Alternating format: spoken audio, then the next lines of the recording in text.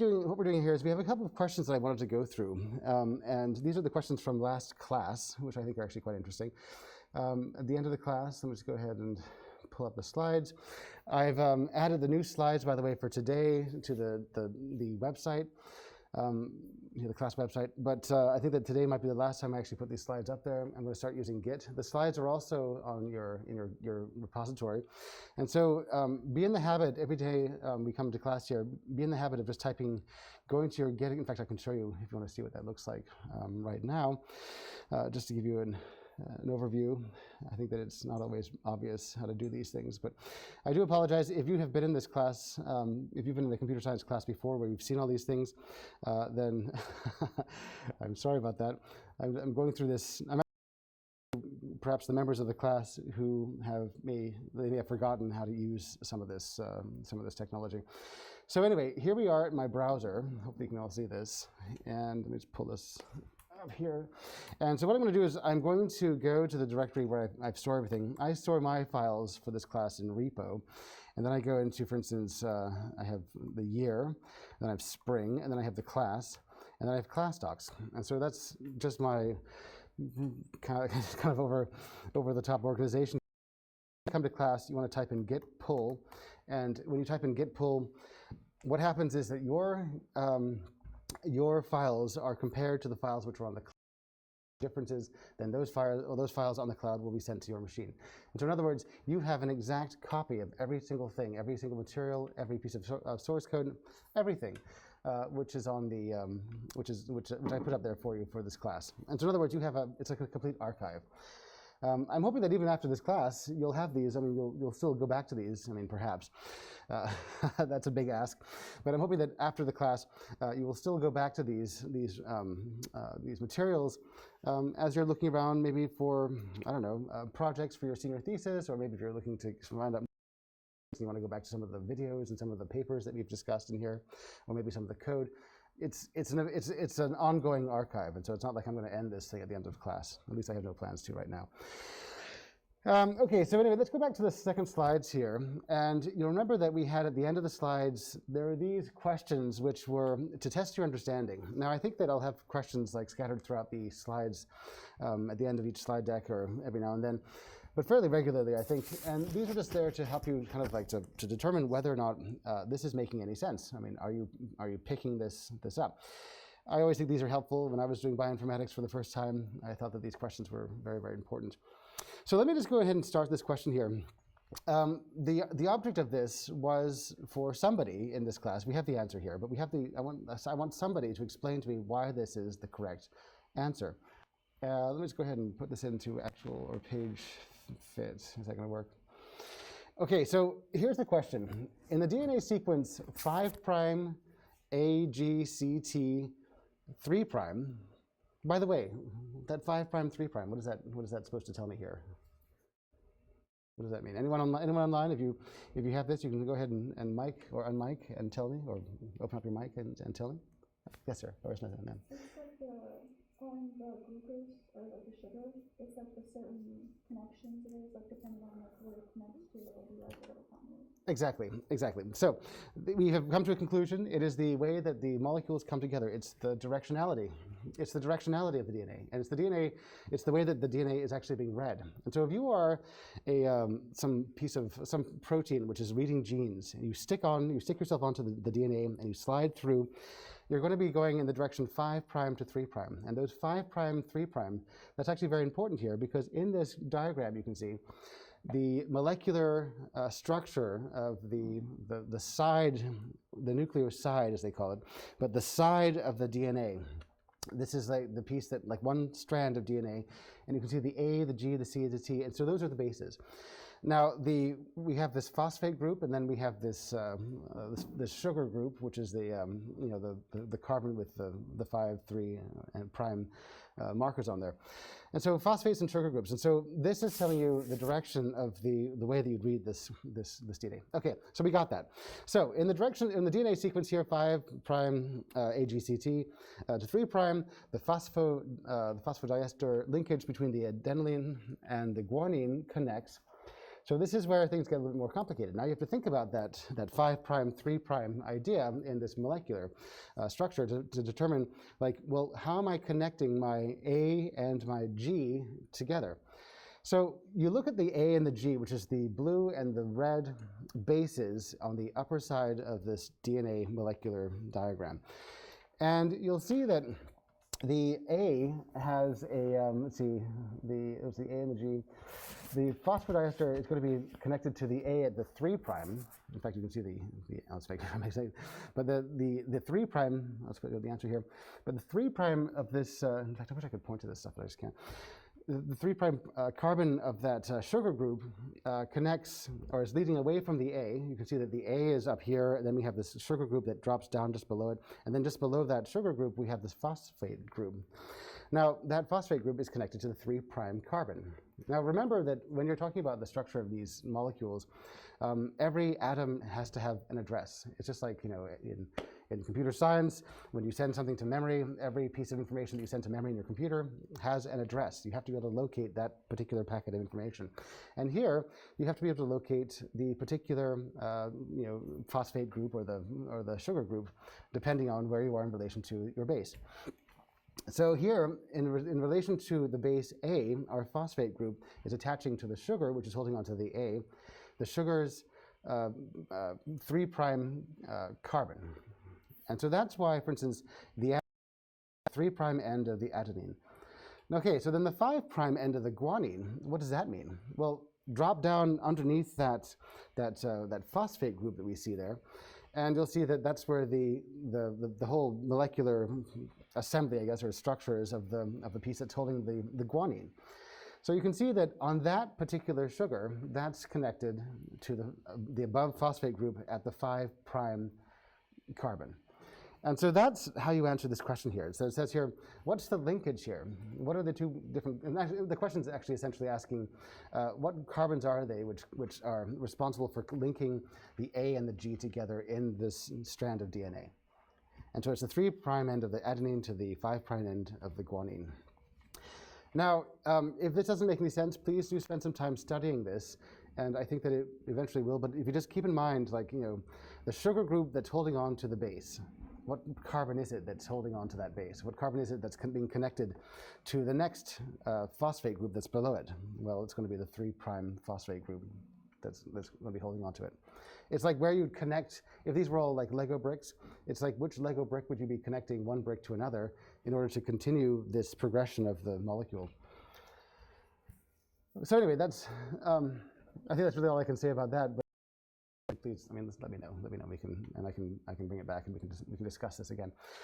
Okay, the next thing I want to talk about, though, this is actually this is a paper, a landmark paper. This result here came out of a landmark paper in I think it was like 50. I want to say like mid-50s, and it was a paper that somebody came up with the idea that, it's funny, when you see A's and T's in DNA, you tend to notice that they have the same types of percentages. That means that there's the same number of A's and the same number of T's, and if you find a percentage of G's, then you know that that percentage is the same for C's. So C's and G's have the same percentages, and A's and T's have the same percentages. So when that paper first came out, they were thinking about, like, well, how does this DNA actually kind of hold how is the information actually spelled out in this DNA? And so the question was, what relationship is there between the genes and the bases themselves? And so they made this landmark discovery, and I doubt that at the time they really truly understood the impact of how important that was. But here we are. The question says here, in the DNA of certain bacterial cells, 16% of the nucleotides are adenine. So 16% of the cells or the nucleotides are adenine in this DNA. What are the percentages of the other nucleotides in the bacterial helix of DNA? So if we know A's have complements of T's and T's have complements of A's, then the percentages of A's and T's in a helix are going to be the same, because you have one side over here, one strand, and you have its complementary strand. And that means that if you have an A over here, it has to connect with a T on the other side. Otherwise, you have this, it's an unstable formation, if you will. It's unstable to have a molecule like that. It does happen, but it's generally not. It's generally not. The percentages don't move around that much. In fact, they're always pretty much the same like this, where if you have 16% of the nucleotides are adenines, then how many T's would you expect to find? What do you guys think? It's 16. That's exactly right. And I hope that everyone online has come up with that same conclusion, because if you have an A, that means that you have to have the same number of T's, basically, or the same proportion of T's to connect with those A's, because the T's are the complements. And if you look at T's, for instance, then the complements of T's are A's, and so therefore the percentages have to be the same, because they are couples. You know, it's like it's like a couples, I guess. If you have like a dance, for instance, where you know that 50% of the people who've come to the dance are men, then you can probably assume that maybe 50% are women, because it's a couples dancing night. You know, it's something like that. It has to come. So okay, so now that we know that A's and T's are both 16%, so then the question is, well, what about like the other G's and C's? Well, we know that 16% is the A's and then you add 60%, so that's going to be 32%. So 32% is going to be A's and T's. So 100% or 100% minus 32, why, that's what, 68. And so 68% is made up of G's and C's. Well, you split that number down the middle, because you know that half of it is G's and the other half is C's. And so that means that it's going to be 34% guanine and 34% cytosine. And so that is a monumental discovery. I mean, when the researchers first saw this, they're like, "Oh, that's interesting," but it's trivial. You know, it's kind of we can use this perhaps to explain something, but we don't really know how this impacts our study. But actually today, this is actually a monumental study. It's kind of giving us this idea that you have this pairing, and without this information, you wouldn't know that you really have these complements of A's and T's. Okay. Are there any questions over that? And if you're online, please do just open up your microphone and just you can ask questions if you'd like. That's quite all right. I guess you can't see me. Let me just go ahead. Let me open up my if you can see my slides here. Anyway, I'll move into the next one here. Let me just go ahead and open up my camera. I didn't realize you couldn't see me. Camera 2. There we go. I'm kind of off to the side here. Sorry about that. You're not being taught by a ghost here. I'm very much here. Okay, the next one here is DNA replicates in a semi-conservative manner. This is another monumental study. Now, what this is saying is that how does the DNA, like the helix, come apart, and then you get two pairs of DNA. So you have one pair of DNA, and then you look again, and you have now two pairs of DNA. And so the question is, well, what actually happens? So what is a semi-conservative, what does it mean? A semi-conservative replication look like? So we can go to this slide right here. And by the way, the questions can always be answered by the slides themselves. Always have the information in the slides somewhere, and it's up to you to find it. But these are the proposed mechanisms of replication. So we have the first one, which is on the far left, which is the conservative model. And this is actually quite astonishing, where they say that you have your sequence of DNA, which the helix then comes apart. You have two sequences, and somehow those two sequences, those two exact ones, come back together, and you have another one that appears. Well, they didn't find any evidence of that kind of replication process, because the mechanism is actually the semi-conservative model, where the helix comes apart, and then each strand becomes a template for a new strand that's built using molecular machinery, which is it's very exciting. But you really have, each strand becomes a template, and then once you have this template over here and another template over here, then you start putting on the bases and then building the other side of the zipper. And so you have to have the semi-conservative model in order for you to actually copy DNA with what we know to be true. No other system would work. And the thing is, though, that it's impossible to have these two strands of DNA. You see the dark blue ones, the beginning ones, the parent molecules, as they call them, and the daughter molecules are the lighter blue ones, which are the ones that are actually kind of created in the replication process. But the thing is, though, that these parent strands never come back together again, because they're always paired with. You always use them as templates. So you never actually take apart your DNA and have two templates and then put those templates together again. That just never happens. Instead, what you do is you take your DNA, and then each template is then used to create another strand, the complementary strand. And then those pieces will never actually, I mean, it's impossible for them to come back together because they're always being used to generate more DNA. You don't actually combine made sequences of DNA.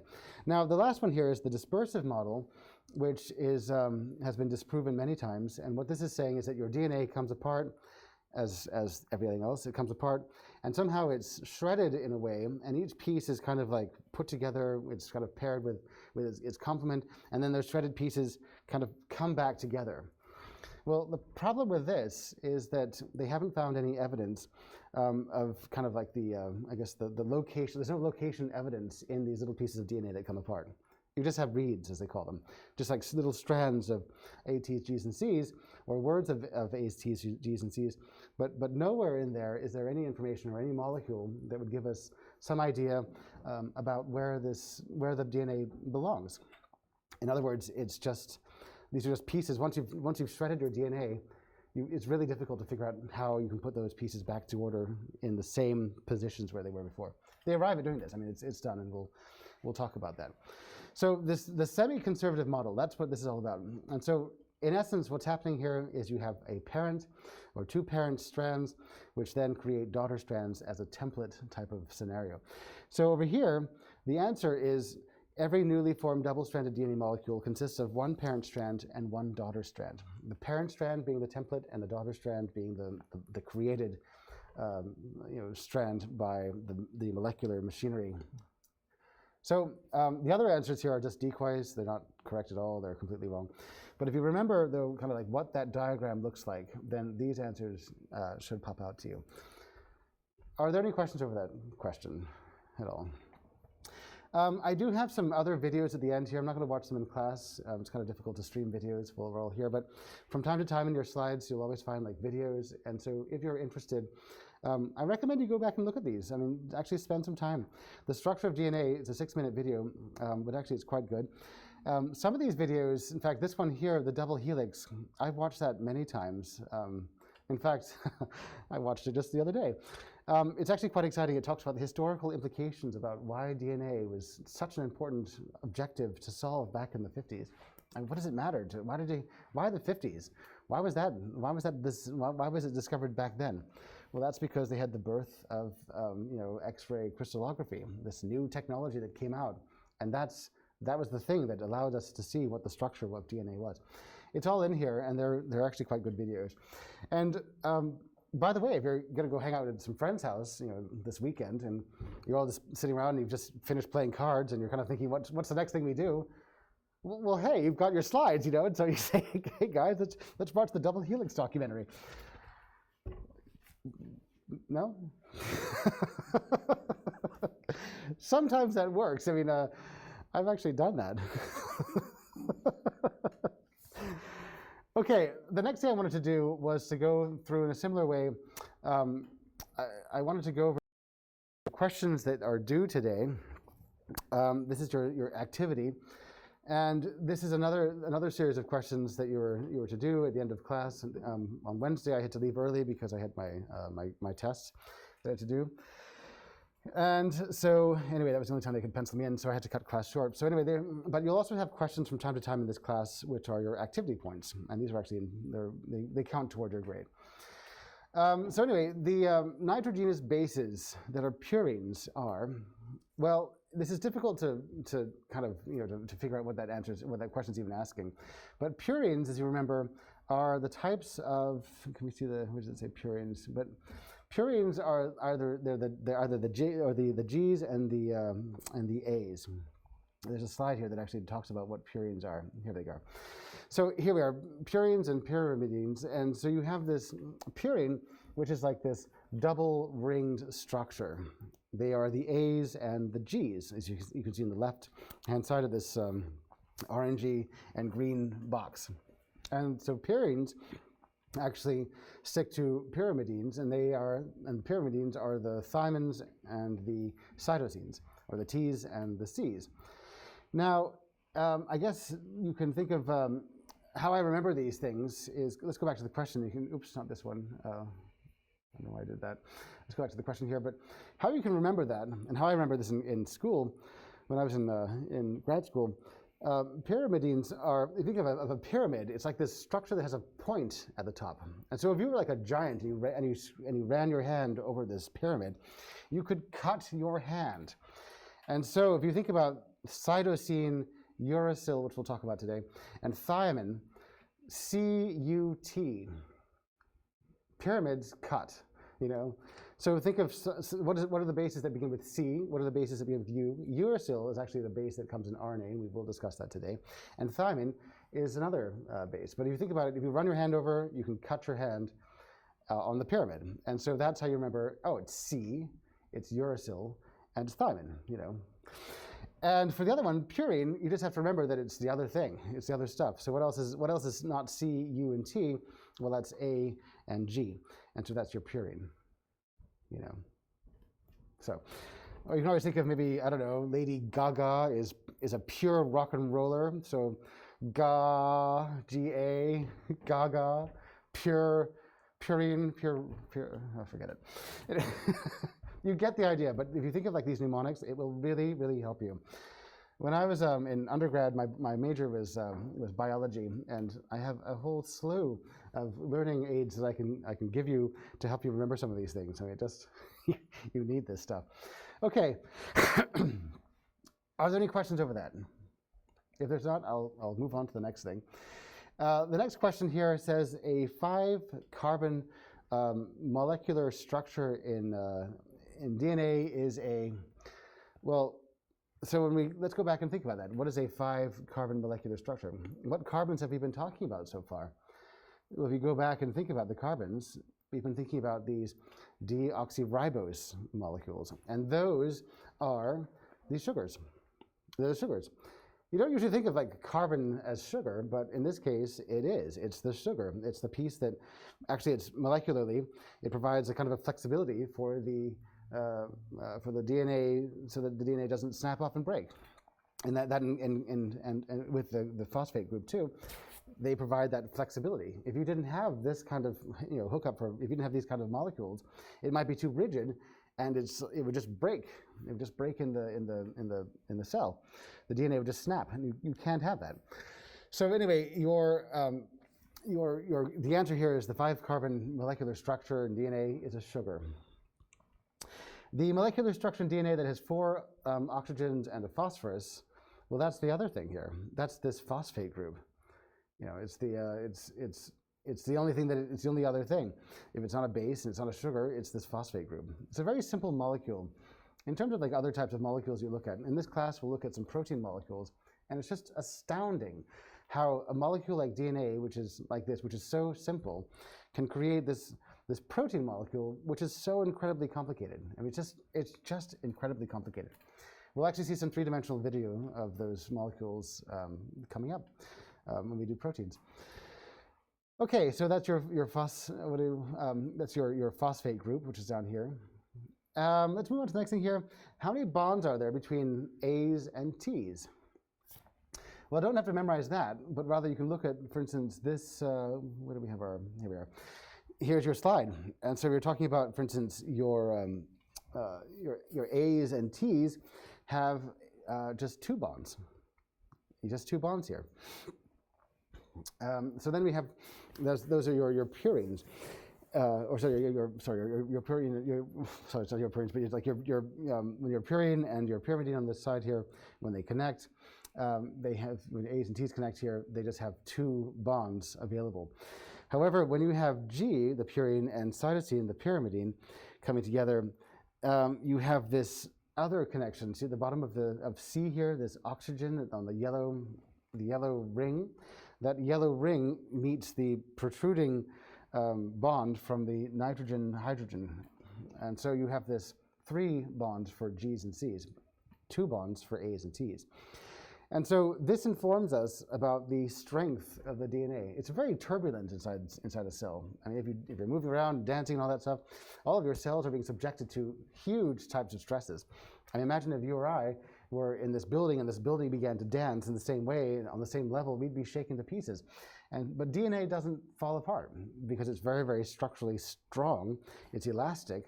And these bonds, like the GC bonds particularly, because there's 3 of them, make it much more likely to stay together.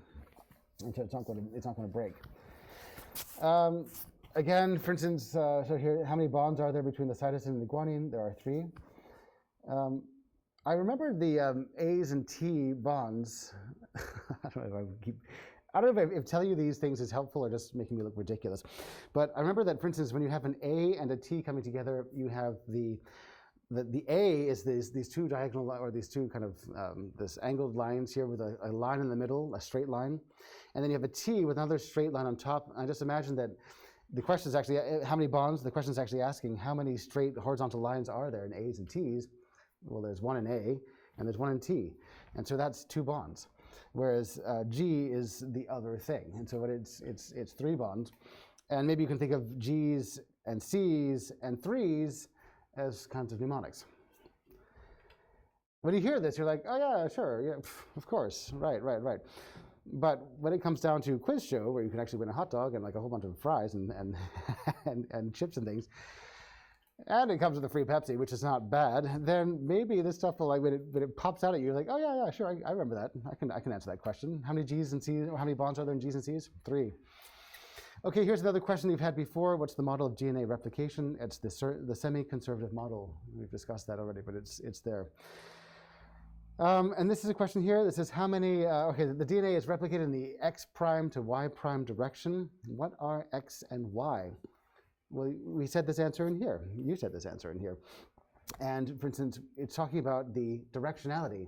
We're going from the 5 prime to the 3 prime direction. And so Y and X here, X, if it's X prime to Y prime, so X is going to be the 5, and then Y is going to be 3.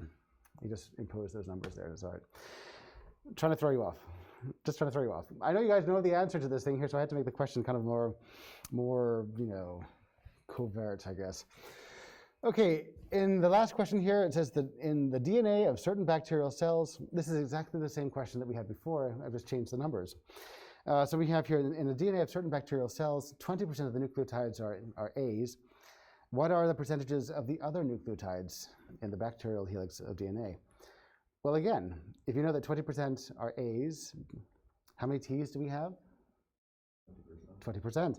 So 20 plus 20, that's 40. So 100 minus 40 is 60.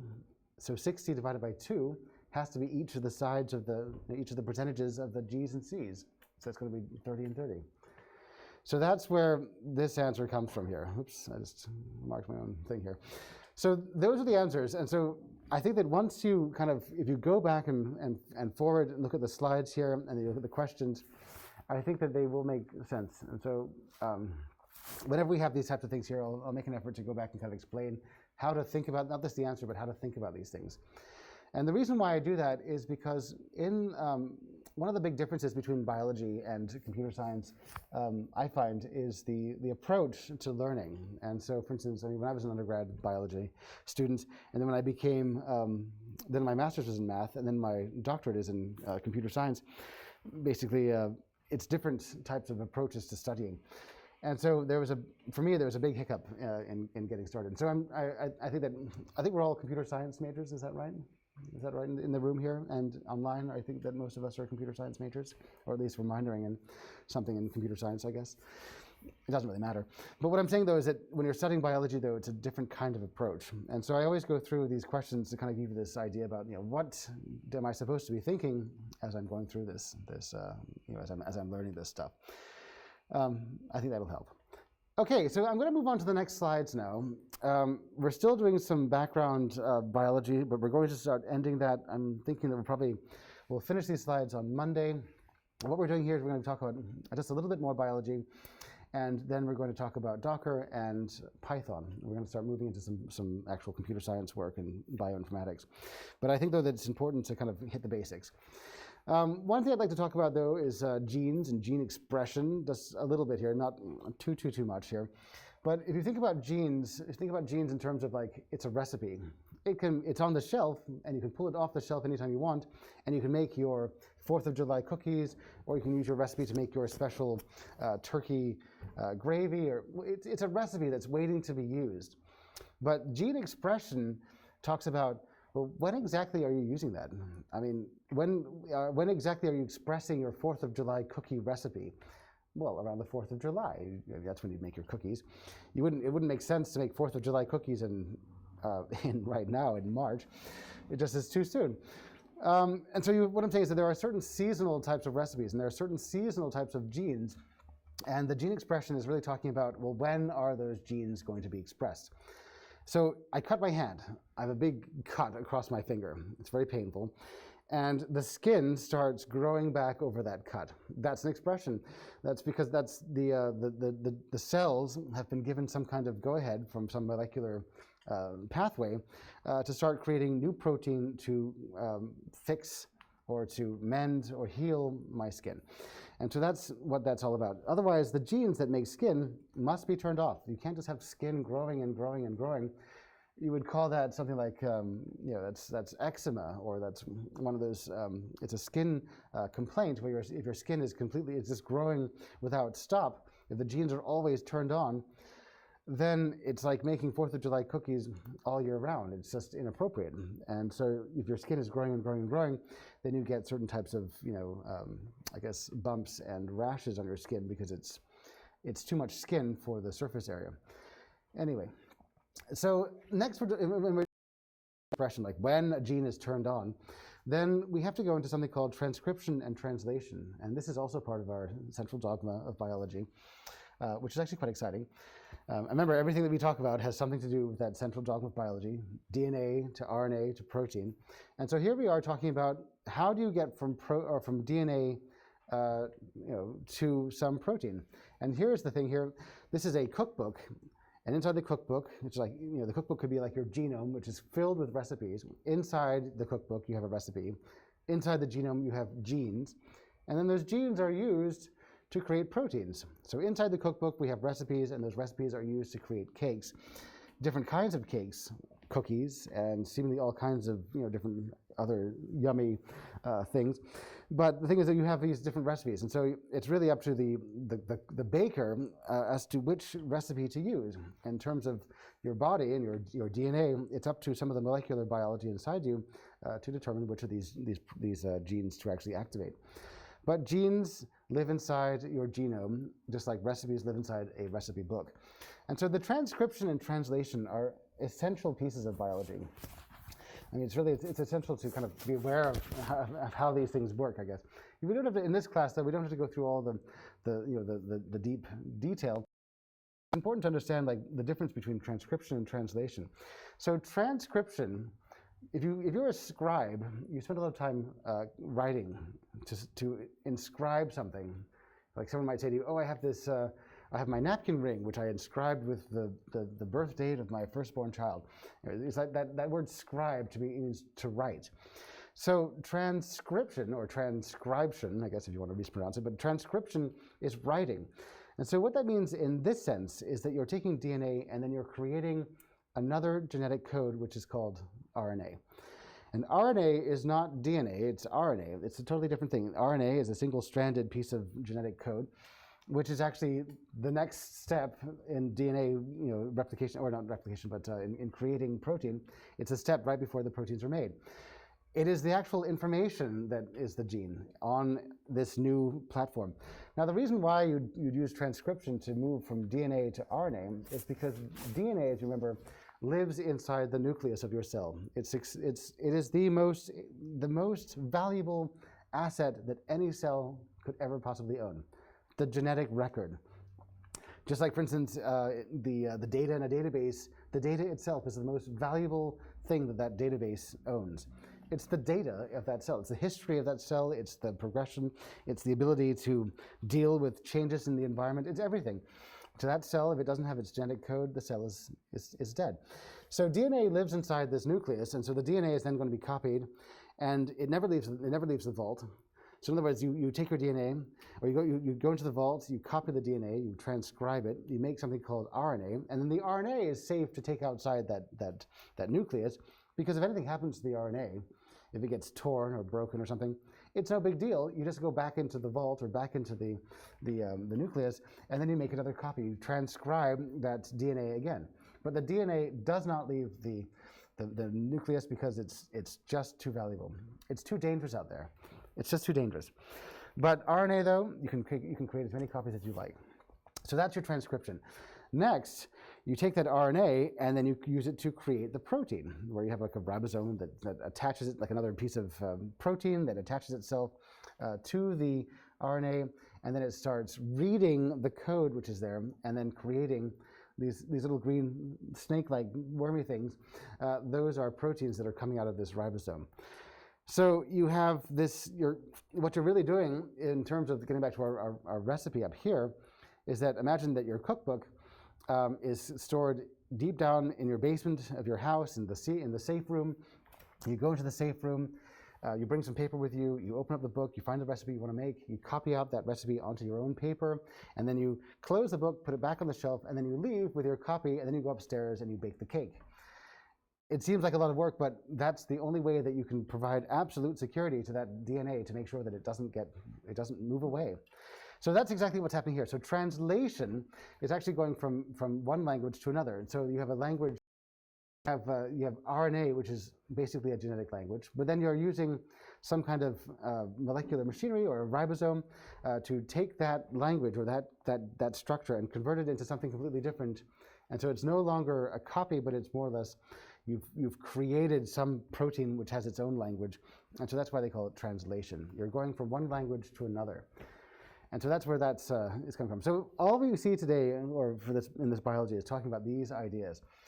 This is a very good video that you can watch. I'm not going to watch it here because I can't stream it, but you have this video from the Cold Spring Harbor Laboratory where you see there's a voiceover that talks about what's going on, and you see these computer models of actual splicing and cutting of DNA. It takes a piece of DNA is unraveled, RNA is then produced, and then RNA has to be edited. We'll talk about that in a moment.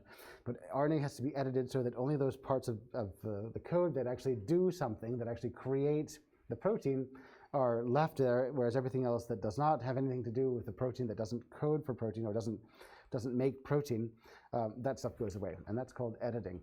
And so this discusses it in this video. I will say, though, that one of my students, when I first taught this course, she saw this video, and she said, "It's disgusting what these molecules look like. They look like chewed up pieces of gum." It's chewed up pieces of gum that are keeping us alive, everybody. It's actually quite exciting. But anyway, please do have a look at it and see what you think. Now, let's get back to that the word uracil that I used earlier today.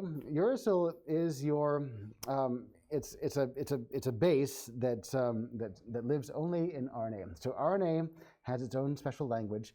It has G's and C's, just like DNA. It also has A's, like DNA, but the T's that are in DNA are uracils. They're U's in RNA. So if someone gives you a piece of code and you see a bunch of U's in that code, it is not DNA, but rather it's RNA. So you can always think of this like as RNA, like it's your RNA with a U. You know, it's your RNA that you've just created. Oh, nice. That's you've just made your RNA, uRNA. Uracil lives in RNA. RNA is this single-stranded piece of code that comes from DNA. You can see the DNA is copied on the right-hand side, and it creates this one strand, which is then sent to the processing plant, if you will, the molecular processing plant that then makes protein. But the T's become A's. The T's can become U's. Now, another big thing here, I'm not going to make a big fuss about it, but I think you should know that if you have a 5' and the 3' strand of DNA, then you have two different potential places where where genes could reside. Where is the gene living? Is it living over here on this side of the sequence, or is it over here? Now, that makes a difference because everything gets a complement, right? So you have every A, G, C, and T has a complement on the other side. So you have a gene over here, and then you have its complement on the other side. But if you're a piece of of molecular machinery that's trying to read that gene, you may not be able to read the complement. You have to read the gene itself. In other words, you can't read encoded English text. You have to code it back to what it was. And so anyway, but the thing is, when you're sequencing genes, you have to have an idea about whether that's on the sense or the antisense strand of the DNA. Like, where is it on the left or right-hand side?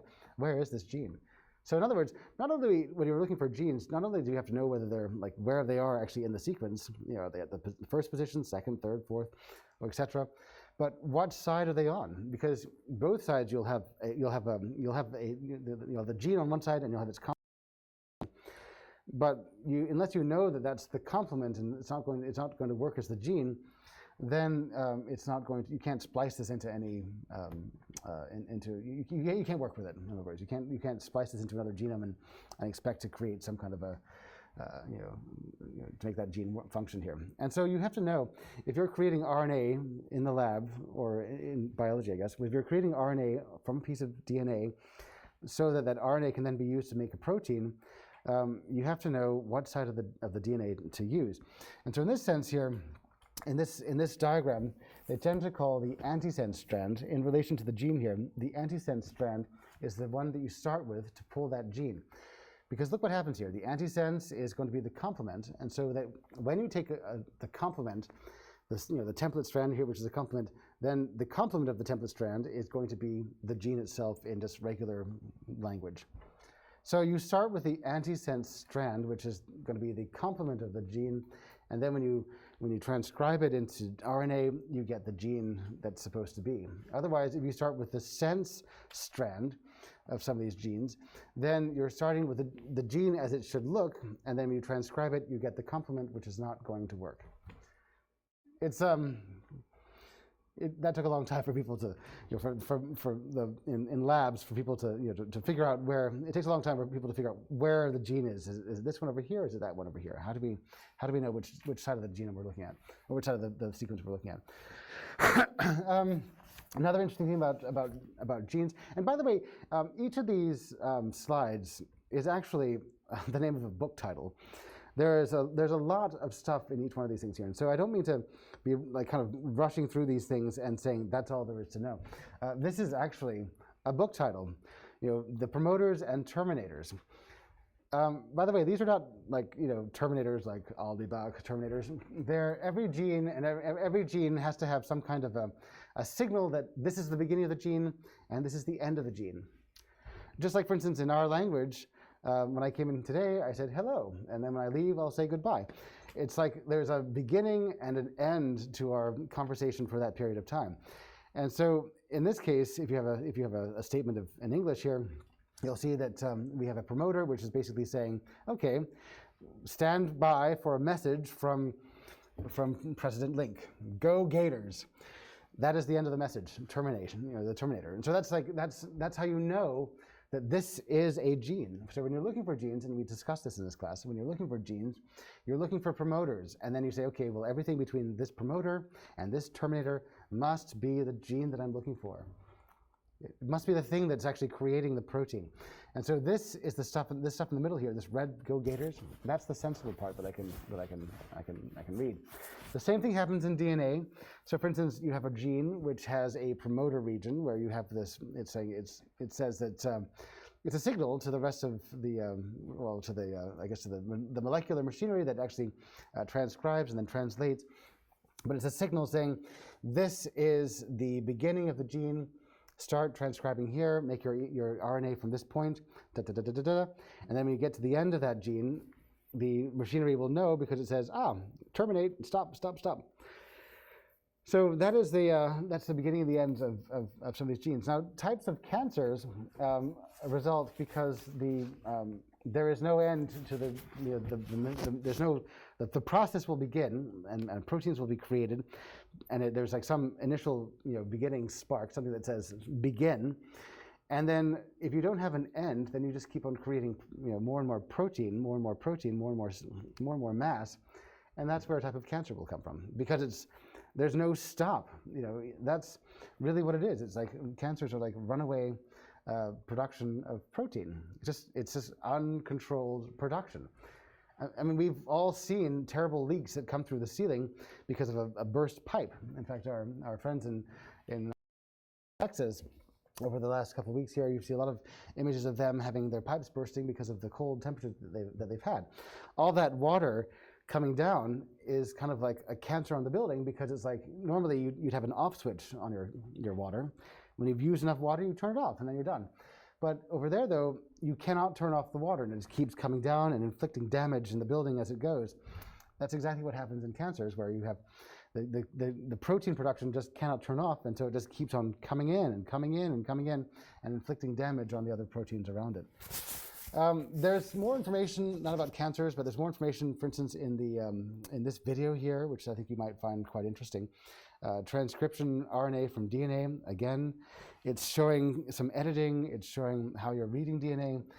And again, my student said that it was another display of pieces of gum doing cool things. Which I thought was actually really funny. I mean, how about that? I think that I think we have this. We've seen this. This is twice in here. I just want to come back to this, but I don't think I will. So getting back to this whole thing here, the exons and introns. These are the coding and non-coding regions of DNA. Exons being expressed exon. These are the areas of genes, or DNA, I guess, that actually do something. They're actually the pieces of the recipe that creates proteins. So this is a very kind of basic example here, but in your slide here, you can see add 2 eggs to the protein and stir. So there's like these pieces of like non-logical or nonsensical stuff mixed up in this thing. Those nonsensical things are called the introns. They are removed. When you create proteins, you remove that stuff. And for a long time, people wondered, like, well, why is it that my DNA has parts of DNA that, or in my genes, there are parts of the genes that actually do something. They're supposed to be there, and there's like these other parts of the genes which are basically bugs that are that are sitting there, which have to be removed before you can run the program. Well, a number of studies have come out saying that these pieces of code are actually there as spacers. And so the molecular machinery that's actually kind of reading the DNA, or it's transcribing, or whatever it's doing, repairing it, perhaps, it may be too big to fit into certain types of turns and coils and whatever it may be in the DNA. And so you need to have spacers there so that some slack is given so that this molecular machinery can actually get in there and do its work. And so this is spacing. Of course, every time you read about this, there's another theory. But one of the most recent ones, I think, is, and then one of the most lasting, is that it's a spacer. It's there to add some space. But still, once you remove these introns, everything else, the exon areas, are all maintained. And then you have this readable sentence here: 2 eggs and flour and stir, which is perfectly logical, and you can follow this and actually create some part of a recipe. Whereas if you have these in there, you can see that if they haven't been removed, then it creates some confusion. In genes and DNA, again, you have these exons and intron areas. In fact, you have a lot of introns and exon areas. There's so many in there that people were wondering whether maybe there was something inherently wrong, or whether there's some ancient disease which somehow corrupted the DNA in some way. But that's where the idea that, well, maybe you need all these introns in there to space things out a bit, so that you can, maybe when you wind up the DNA, you don't want certain parts of the DNA to be kind of wound up over some other piece of DNA, because it doesn't fit very, very well, or maybe it'll tear. And so then over evolution, you have these introns, which means that basically it's these, I don't want to say junk DNA, but it's like piece of DNA that can actually wind around something. And that is that when it winds around something, it's not going to, it's not bad if it gets damaged. You know, it's kind of like a doormat. It's there to protect the floor. You can replace the doormat, but you can't really replace the floor. So it's one of those types of things. But introns, exons, extrons, these are the coding exons, and the introns are the non-coding regions. Proteins, by the way, we're moving now into proteins. Proteins are made out of, they have their own alphabet. Yes, sir? What would happen if we didn't have these introns? So, like, for instance, if your DNA was just exons, you do find some samples in DNA where it's just exons. You know, you do find that, but or maybe there's very few introns. But then you also find on the other end of the spectrum, you find genes where it seems like there are huge amounts of introns. What would happen if we found a gene? What would happen to a gene if it had no introns? You could still use it. You could still use it to make proteins. So the thing is that when you're creating protein during your translation stage, you have this molecular machinery. In fact, I'm glad you asked that question. It's a very good question. You have it's mentioned in here, in fact. This picture that we see here, this green thing that's coming off, that is your intron, and the yellow is all of your exon areas of RNA. And so you have this piece of bubble gum here, this blue and purple bubble gum or this editing agent that is cutting out those non-coding regions, those introns. And so you could, if you had a gene that didn't have those intron areas, then that would be fine because the editor would just skip over that part of the code and then move on to the next thing. But the thing is that this thing in the middle that's doing the editing, how does it know where to cut? How does it know?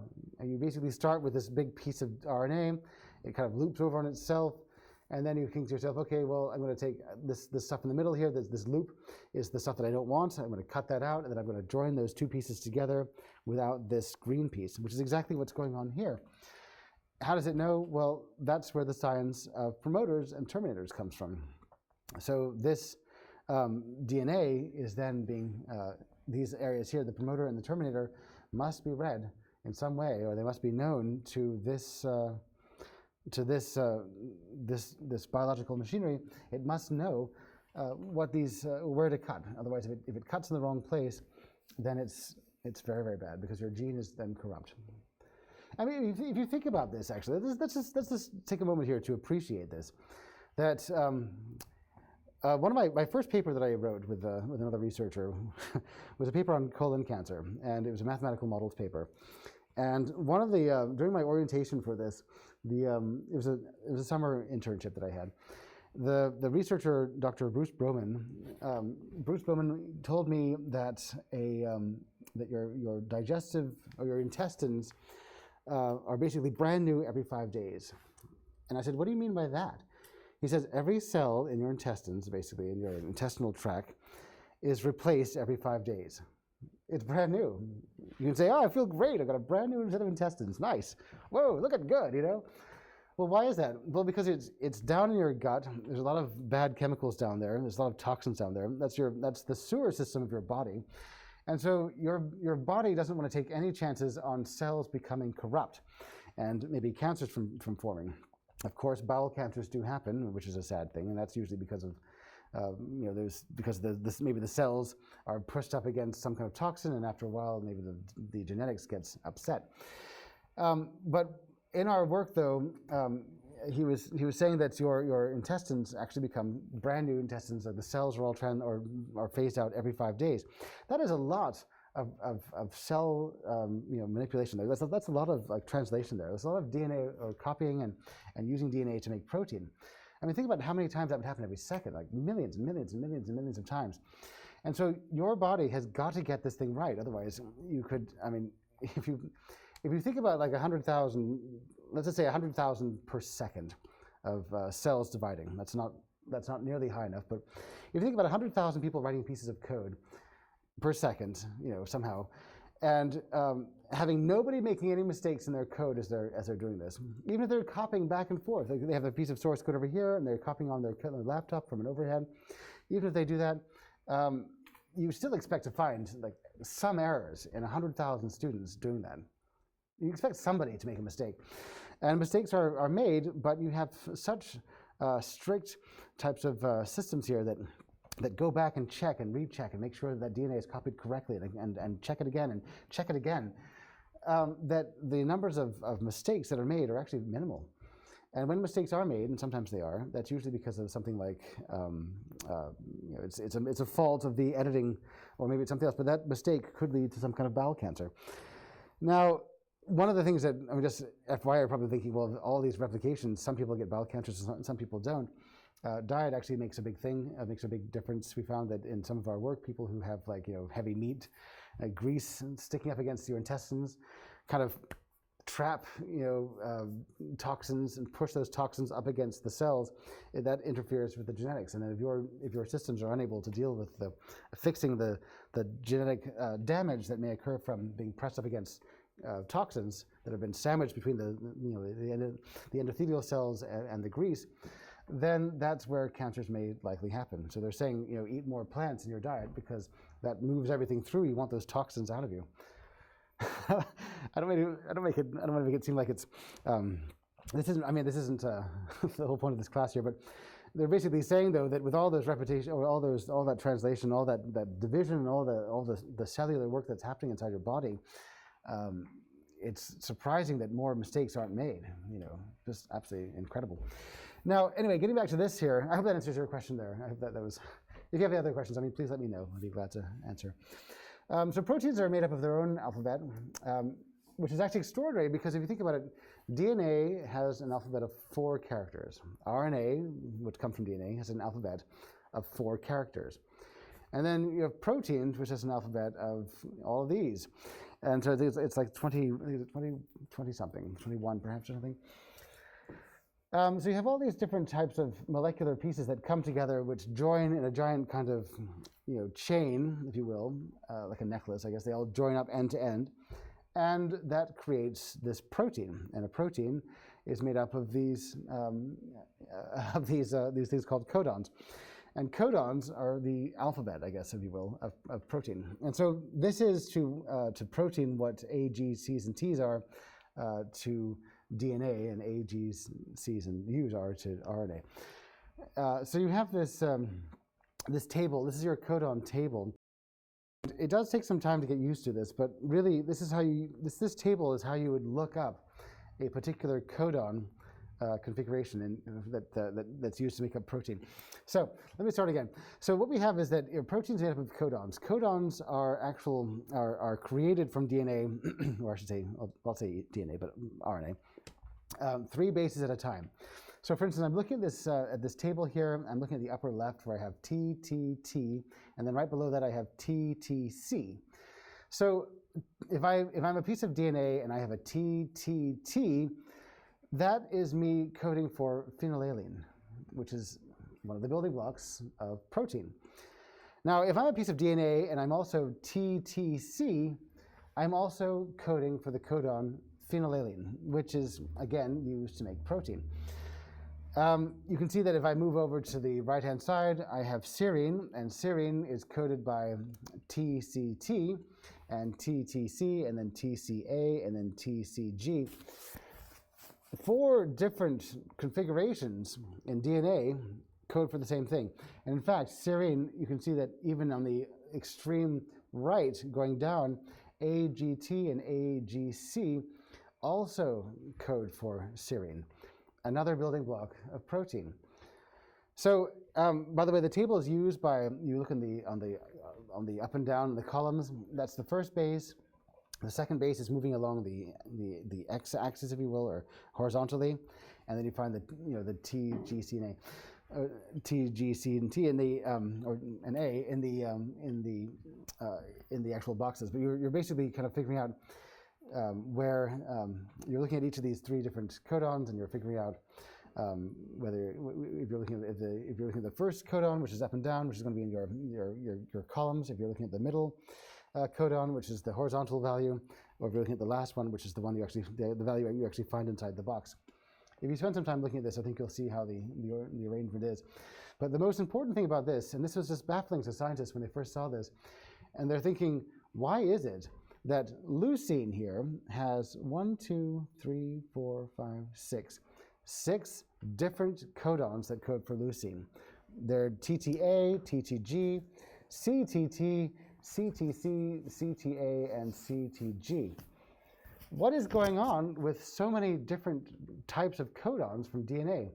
I mean, why is DNA so inefficient to have to use so many different ways of coding leucine? It's kind of like, I hate to knock Perl, but Perl, programming language, lost a lot of ground to Python when Python began to become a strong language.